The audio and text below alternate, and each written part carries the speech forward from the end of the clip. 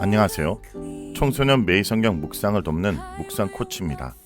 함께 읽고 나눌 말씀은 스가랴 11장 1절에서 17절까지 말씀입니다.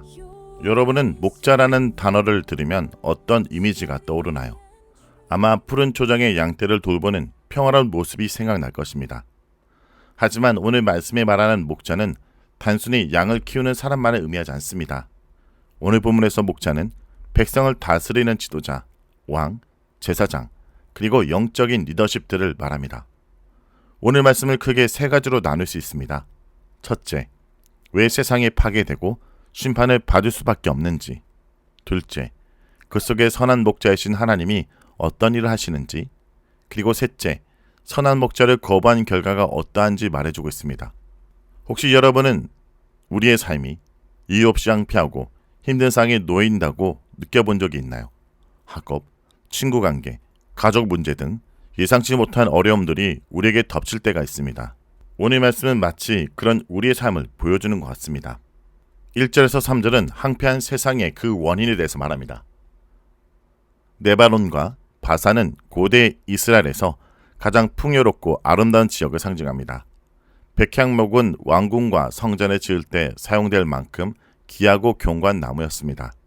그리고 어린 사자는 그 땅의 위엄과 힘을 상징합니다. 그런데 이 아름답고 견고한 것들이 모두 파괴될 것이라고 선언하고 있습니다. 왜일까요? 바로 그 땅의 목자들, 즉 지도자들의 제약 때문이었습니다. 지도자들은 양떼를 돌보지 않고 오히려 자신들의 이익을 위해 백성을 착취했습니다. 오늘날 우리 사회를 생각해 보겠습니다. 겉으로는 화려하고 풍요롭고 모든 것이 잘 돌아가는 것처럼 보이지만 사실 그 안에는 수많은 불의와 부패가 숨어 있습니다. 세상의 리더들이 자신들의 권력과 부를 위해 사람들을 수단으로 이용하고 힘없는 이들을 착취하는 모습이 바로 이 말씀의 상황입니다. 하나님은 정의와 공의를 사랑하시는 분입니다. 그렇기에 거짓과 탐욕으로 가득 찬 세상의 영광과 힘은 결국 무너질 수밖에 없다고 선언하십니다. 하나님이 심판하시는 것이 아니라 그들의 제약이 스스로 파멸로 이끌어간다 말합니다. 마치 썩은 나무가 스스로 무게를 이기지 못하고 쓰러지는 것과 같습니다. 4절에서 14절은 선한 목자의 등장과 그리고 비극적인 결말입니다. 이런 절망적인 상황 속에서 하나님은 한 사람을 세우십니다. 바로 스가랴 선지자를 상징적인 목자로 삼으시고 잡혀 죽을 양떼를 먹이라 말씀하십니다. 이 말씀은 단순히 양에게 풀을 먹이는 것을 넘어 진리의 말씀으로 백성을 돌보고 그들을 죽음에서 구원하라는 의미입니다. 이런 선한 목자에겐 두 개의 막대기가 주어졌습니다. 하나는 은총이고 하나는 연합입니다. 은총은 하나님의 은혜와 보호를, 연합은 백성을 하나로 묶이는 공동체임을 상징합니다. 하나님이 이 두 막대기를 통해 백성을 돌보러 가셨습니다. 하지만 백성은 이 선한 목자의 가치를 알아보지 못합니다. 8절에서 내가 한 달 동안에 그 새 목자를 제거하였으니 이는 내 마음에 그들을 싫어하였고 그들의 마음에도 나를 미워했습니다. 라고 말씀하십니다. 여기서 새 목자는 당시 이스라엘 이끌던 제사장, 예언자, 지도자들을 가리키는 것으로 보입니다. 이들은 선한 목자이신 하나님을 거부하고 자기 마음대로 살기를 원했습니다. 결국 선한 목자는 백성을 향해 내가 너희를 먹이지 아니하겠고 죽이는 자는 죽이는 대로 망할 자는 망할 대로 남는 자는 서로 잡아먹는 대로 두리라 선하십니다.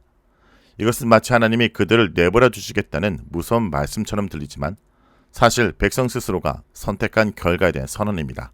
마치 부모님이 자녀에게 내가 책임질 수 있다면 내 마음대로 해라 라고 말하는 것과 같습니다. 그 안에는 내가 잘못될까 너무나 걱정된다는 아픔이 숨겨져 있습니다. 그리고 여기서 가장 중요한 사건이 일어납니다. 선한 목자는 자신이 얼마나 가치 있는 존재인지 물었고 백성은 은 30이라는 가격을 매깁니다. 이 은 30은 당시 노예 한 사람의 몸값에 불과했습니다. 양떼를 살리기 위해서 온 진정한 목자의 가치를 노예만도 못하게 평가한 것입니다. 그리고 이 은 30은 결국 성전의 토기장의 밭에 던져집니다. 여러분, 이 이야기가 어디서 많이 들어본 것 같지 않습니까? 이 예언은 훗날 예수님께서 가룟 유다에게 은 30에 팔리시고 그 돈이 결국 성전의 토기장의 밭을 사는데 사용되는 마태복음의 사건과 정확히 일치합니다. 스가랴가 예언했던 선한 목자는 바로 우리를 구원하기 위해 오신 예수 그리스도를 예표하는 것입니다. 세상은 가장 고귀한 가치를 가장 천한 것으로 평가했습니다. 우리를 살리기 위해 오신 하나님의 아들을, 그 가치를 노예 몸값 정도로 여긴 것입니다. 이것이 바로 인간의 제약된 본성입니다. 우리는 하나님의 은혜를 하찮게 여기고 우리 마음대로 살기를 원했습니다. 15절에서 17절은 거부당한 목자의 심판과 결과입니다. 선한 목자를 거부한 결과는 비극적이었습니다. 하나님은 다시 한번 어리석은 목자를 세우십니다. 여기서 어리석은 목자는 선한 목자를 거부한 백성을 다스릴 이스라엘의 지도자들을 의미합니다. 이들은 양떼를 돌보는 척했지만 실상은 살찐 양고기를 먹고 그 발굽을 찢는 잔혹한 목자였습니다. 이 거짓 목자들은 양떼를 제대로 돌보지 않고 오히려 그들을 망하게 했습니다. 이것은 백성이 스스로 선택한 결과였습니다. 그들은 진정한 목자를 거부하고 결국 자신들을 파멸시킬 가짜 목자들의 통치 아래 놓이게 된 것입니다. 하나님은 이런 목자들에게 하이스진저라고 말씀하시며 무서운 심판을 선하십니다. 그들의 팔과 눈이 마르게 될 것이라 하십니다. 팔은 힘과 권력을, 눈은 지혜와 영적 분별을 상징합니다. 즉 그들은 모든 걸 잃고 무력해질 것이라고 경고합니다. 이 심판은 단순히 개인적인 벌이 아니라 거짓된 것을 쫓는 세상 전체에 대한 경고입니다. 결국 이 말씀은 우리가 누구의 목소리를 따르고 누구를 삶의 주인으로 삼느냐에 따라 우리의 운명이 결정된다는 것을 보여줍니다. 여러분, 우리는 늘 선택의 기로에 서 있습니다. 학업, 진로, 친구관계, 심지어 SNS에서 무엇을 볼지까지 세상은 우리에게 내가 하고 싶은 대로 해, 내가 원하는 것을 가져오라고 속삭입니다. 성공과 돈, 명예, 쾌락을 진짜 가치라 말하며 우리를 유혹합니다. 이것이 바로 우리를 파멸로 이끄는 어리석은 목자들의 목소리입니다. 반면 예수님은 우리에게 이렇게 말씀하십니다. 나를 따르라. 그러면 너희가 생명을 얻고 더 풍성히 얻으리라. 예수님은 우리가 겪는 모든 고통과 어려움 속에서도 우리를 사랑하시고 우리를 가장 선한 길로 인도하십니다. 우리의 모든 죄와 허물을 용서하기 위해 자신의 생명조차 아끼지 않으셨습니다. 이것이 바로 은총의 막대기입니다. 또한 우리가 서로 사랑하고 용납하며 하나 될 때 진정한 공동체의 힘을 누리게 하십니다. 이것이 연합의 막대기입니다. 여러분, 세상이 주는 화려한 가치에 은 30이라는 값을 매기고 정작 예수님의 가치를 하찮게 여기고 있진 않습니까? 우리는 죄로 인해 영적인 눈이 멀어 참된 가치를 알아보지 못하는 존재입니다. 하지만 성령님께서 우리의 눈을 열어주실 때 우리는 예수님이야말로 세상의 어떤 가치보다 비교할 수 없는 보물이심을 깨닫게 될 것입니다. 말씀을 놓고 기도하겠습니다. 주님, 오늘도 저의 눈을 열어주옵소서. 무엇보다 말씀을 통해 예수님이 어떤 분인지, 예수님이 따르는 것이 얼마나 큰 축복인지 깨닫게 해 주옵소서. 주님, 저희는 연약하여야 될 세상의 유혹에 넘어집니다. 저희 욕심 때문에 주님을 하찮게 여기고 주님을 은30에 팔았던 어리석은 백성들의 모습이 바로 저희 모습임을 고백합니다.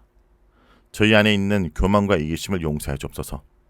세상의 가치를 쫓느라 참된 행복을 놓치지 않게 하시고 오직 선한 목자이신 예수님만 저희의 유일한 주인으로 오늘도 모시게 하여 주옵소서.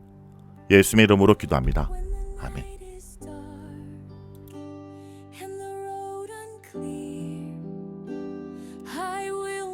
Fear, for I know you're near.